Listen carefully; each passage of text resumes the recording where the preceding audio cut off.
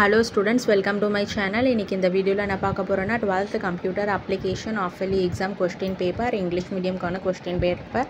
மறக்காம இந்த சேனலை சப்ஸ்கிரைப் பண்ணுங்க, லைக் பண்ணுங்க, ஷேர் பண்ணுங்க, ஃபாலோ பண்ணுங்க, சப்போர்ட் பண்ணுங்க. எக்ஸாமுக்கு தேவையான எல்லா இம்பார்ட்டன்ட் வீடியோவும் இந்த சேனல்ல அப்டேட் பண்றோம், பார்த்து யூஸ் பண்ணிக்கோங்க. Thank you.